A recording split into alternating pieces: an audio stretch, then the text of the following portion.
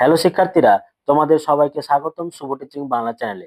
আজ আমি আলোচনা করব বাংলা ব্যাকরণের কারক বিষয়টি নিয়ে, যা মাধ্যমিক পরীক্ষার জন্য অত্যন্ত গুরুত্বপূর্ণ। আজকের ক্লাসে আমি আলোচনা করব কারক অধ্যায়ের যে কিছু গুরুত্বপূর্ণ প্রশ্ন পরীক্ষার জন্য অনুশীলন নিয়ে এসেছি। সেই পরীক্ষার গুরুত্বপূর্ণ প্রশ্নগুলো তোমরা বাড়িতে বসে প্র্যাকটিস করো এবং জানাও কমেন্ট বক্সে তোমরা কতটা প্রশ্নের উত্তর দিতে পেরেছো। আমি আজকে আলোচনা করব মোট 30টি প্রশ্ন নিয়ে। সেই 30টি প্রশ্নের মধ্যে তোমরা কতটা উত্তর দিতে পেরেছো অবশ্যই তোমরা কিন্তু জানাবে।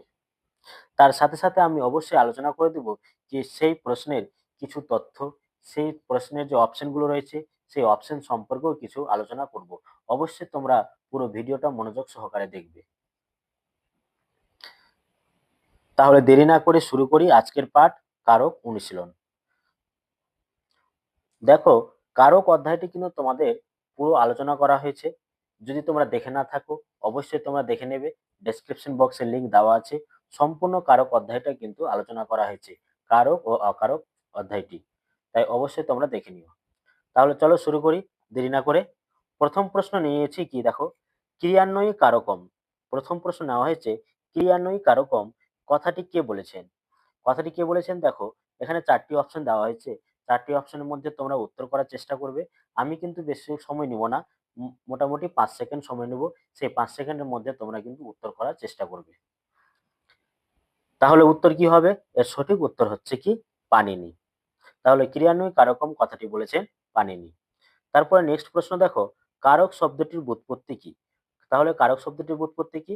কারক শব্দটির ব্যুৎপত্তি হচ্ছে ক্রি যোগ অক। তারপরে প্রশ্ন হচ্ছে কারক শব্দটির অর্থ। তাহলে কারক শব্দটির অর্থ কি? কারক শব্দটির অর্থ হচ্ছে যে করে। বাংলা ব্যাকরণে কারক কত প্রকার? বাংলা ব্যাকরণে কারক কয় প্রকার? বাংলা ব্যাকরণের কারক হচ্ছে 6 প্রকার। তোমরা উত্তর করার চেষ্টা করবে। আমি 3 থেকে 4 সেকেন্ড সময় নিচ্ছি। তোমরা উত্তর করবে আর তোমরা খাতায় লিখে রাখবে তোমরা মোট 30টি প্রশ্নের মধ্যে কত নম্বর পাচ্ছ, আর সেটা কমেন্ট বক্সে কমেন্ট করে জানাবে। এরপরে আমি আরেকটি ভিডিও নিয়ে আসবো কারকের। এই পরীক্ষার জন্য অনুশীলন কিছু প্রশ্ন, আরো 30টি প্রশ্ন নিয়ে আসবো। অবশ্যই তোমরা চ্যানেলকে সাবস্ক্রাইব করে পাশে থাকবে এবং বন্ধুদের সাথে শেয়ার করবে। তারপরে নেক্সট প্রশ্ন হচ্ছে, ক্রিয়াপদের সঙ্গে বাক্যের যেসব পদের সরাসরি সম্পর্ক থাকে না তাদের বলে কি? তাহলে ক্রিয়াপদের সঙ্গে বাক্যের যেসব পদের সরাসরি সম্পর্ক থাকে না তাদের বলে অকারক। আচ্ছা, আমি তোমাদের বলেছিলাম যে কিছু প্রশ্ন অপশন যেগুলো রয়েছে সেগুলো কিন্তু আলোচনা করব। এখানে অকারক যে উত্তরটা হলো, আশা করি বুঝতে পারছো। অকারক মানে কি? ক্রিয়াপদের সঙ্গে বাক্যের কি অন্যান্য পদের সরাসরি সম্পর্ক থাকে না, সেটা হচ্ছে অকারক। ধরে নাও তপনের চোখ মার্বেল হয়ে গেল। এখানে যদি আমি বলি তপনের, এখানে হয়ে গেল ক্রিয়াপদের সঙ্গে তপনের কিন্তু সরাসরি সম্পর্ক নেই, তাই এটি হচ্ছে অকারকের উদাহরণ। বাংলা ব্যাকরণে অকারক কয় প্রকার? বাংলা ব্যাকরণে অকারক হচ্ছে 2 প্রকার। তাহলে 2 প্রকার কি কি? একটি হচ্ছে সম্বোধন পদ আর একটি কি সম্বন্ধ পদ। ক্রিয়াপদকে কে দিয়ে প্রশ্ন করলে যে উত্তর পাওয়া যায় তা হলো, তাহলে ক্রিয়াপদকে কে দিয়ে প্রশ্ন করলে কি উত্তর পাওয়া যায়?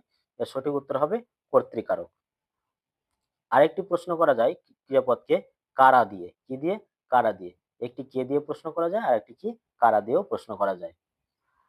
যে কর্তাকে অন্য যে কর্তা অন্যকে দিয়ে কাজ করিয়ে নেয় তাকে কি বলে? যে কর্তা অন্যকে দিয়ে কাজ করে নেয় তাকে বলা হয় প্রযোজক কর্তা। যদি একটু উদাহরণ নিই, মা শিশুকে চাঁদ দেখান, এখানে কোন কর্তা অন্যকে দিয়ে কাজটি করে নিচ্ছে? নিশ্চয়ই মা। তাহলে মা শিশুকে দিয়ে কাজটি করে নিচ্ছে, তাই মা হচ্ছে এখানে কি প্রযোজক কর্তা। এখানে একটু উদাহরণ দিয়েছি, সেই উদাহরণটি দেখো, মা শিশুকে চাঁদ দেখান কিন্তু দাগ দেওয়া হয়েছে শিশুকে, তাহলে শিশুকে কোন জাতীয় কর্তা? শিশু হচ্ছে প্রযোজ্য কর্তা। কর্মবাচ্য ও ভাববাচ্যের কর্তাকে কি বলা হয়? কর্মবাচ্য ও ভাববাচ্যের কর্তাকে বলা হয় অনুক্ত কর্তা। একই ধাতু থেকে নিষ্পন্ন ক্রিয়ার কর্তাকে কি বলা হয়? একই ধাতু নিষ্পন্ন ক্রিয়ার কর্তাকে বলা হয় সমধাতুজ কর্তা। সম মানে সমান, ধাতু জ, বর্গীয় জ যেটা আছে, বর্গীয় জ মানে হচ্ছে জাত। বর্গীয় জ মানে কি? জাত বা উৎপন্ন। তারপর প্রশ্ন হচ্ছে, লেখক বই লেখেন, এখানে লেখক যে কর্তার উদাহরণ। লেখক কোন কর্তার উদাহরণ? লেখক হচ্ছে সমধাতুজ কর্তা। কেন? কারণ ক্রিয়াপদ আর কর্তৃপদ একই ধাতু থেকে সৃষ্টি হয়েছে। এখানে ক্রিয়াপদ কি লেখেন, লেখেনে কি ধাতু রয়েছে? লেখেনে লেখ ধাতু রয়েছে। এই লেখ ধাতু কিন্তু প্রতিপদেও রয়েছে, তাই এটি হচ্ছে কি সমধাতুজ কর্তা। তারপরে প্রশ্ন হচ্ছে, আলো জ্বলায় অন্ধকার দূর হলো, চিহ্নিত পদটি কি জাতীয় কর্তা? বোঝার চেষ্টা করো। আলো জ্বলায় অন্ধকার দূর হলো, এর সঠিক উত্তর হচ্ছে নিরপেক্ষ কর্তা। কেন নিরপেক্ষ কর্তা? এখানে একটি হচ্ছে দূর হলো সমাপিক ক্রিয়া, জ্বলায় অসমাপিক ক্রিয়া, অসমাপিক ক্রিয়ার কর্তা হচ্ছে আলো, তাই আলো হচ্ছে এখানে নিরপেক্ষ কর্তা, আর সমাপিক ক্রিয়ার কর্তা হচ্ছে অন্ধকার। তারপরে প্রশ্ন হচ্ছে, রাজা রাজায় যুদ্ধ হয়, এখানে রাজা রাজায় এটি কোন জাতীয় কর্তার নিদর্শন? এর সঠিক উত্তর কি হবে? আশা করি তোমরা সবাই পারবে এই প্রশ্নের উত্তর। সঠিক উত্তর হবে ব্যতিহার কর্তা। তারপরে প্রশ্ন হচ্ছে, ক্রিয়াকে কি বা কাকে দিয়ে প্রশ্ন করলে যে উত্তর আসে তা হলো কি? ক্রিয়াকে কি বা কাকে দিয়ে প্রশ্ন করলে সঠিক উত্তর হচ্ছে কর্মকারক।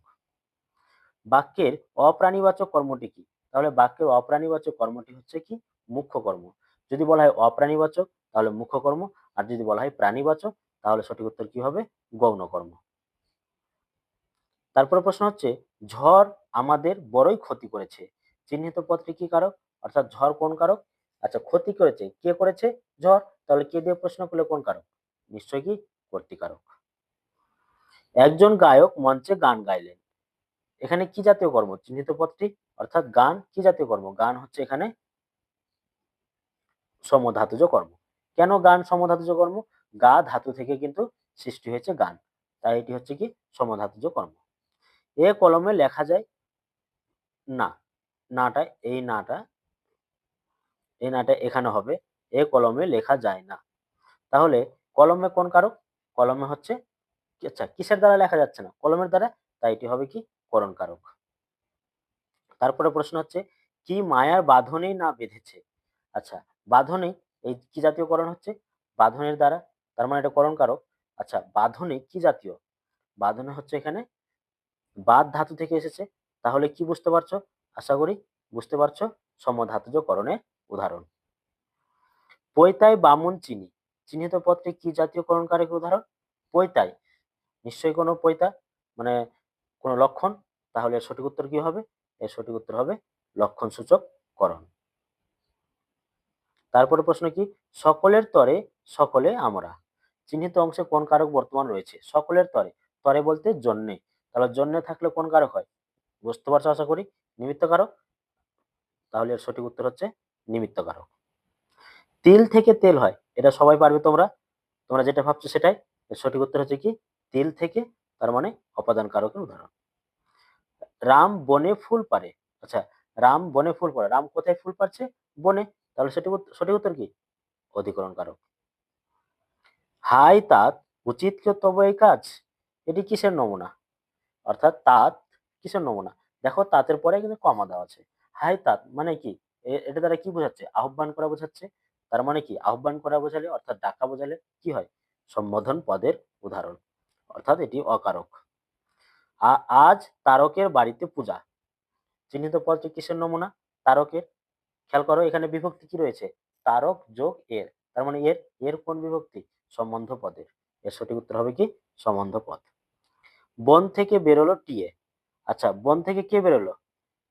কে দিয়ে প্রশ্ন করছি, তাহলে সঠিক উত্তর কি হবে? কর্তৃকারক। ড্যাশকে অবলম্বন করে ক্রিয়া পূর্ণতা পায়, কাকে অবলম্বন করে ক্রিয়া পূর্ণতা পায়? এর সঠিক উত্তর হবে কর্মকে। করণে বিপসা, বিপসা কথার অর্থ কি? বিপসা কথার অর্থ হচ্ছে পুনরাবৃত্তি। বিভক্তি শব্দটির ব্যুৎপত্তি কি? বিভক্তি শব্দটির ব্যুৎপত্তি কি হবে? বি পূর্বক ভজ্যোক্তি, এখানে বর্গীয় জয়ে হসন্ত হবে। তাহলে বিভক্তি শব্দের ব্যুৎপত্তি কি? বি পূর্বক ভজ্যোক্তি। এই ছিল কারক, তোমাদের 30টি প্রশ্ন কারকে। এই 30টি প্রশ্নের মধ্যে কতটা প্রশ্নের অ্যান্সার দিতে পেরেছো অবশ্যই তোমরা কমেন্ট বক্সে কমেন্ট করে জানাও। এরপর নেক্সট ভিডিও আরেকবার 30টি প্রশ্ন কিন্তু আমি নিয়ে আলোচনা করব। অবশ্যই সেই 30টি প্রশ্ন তোমরা উত্তর করার চেষ্টা করবে। ভালো থেকো, সুস্থ থেকো, দেখা হবে পরের ভিডিওতে।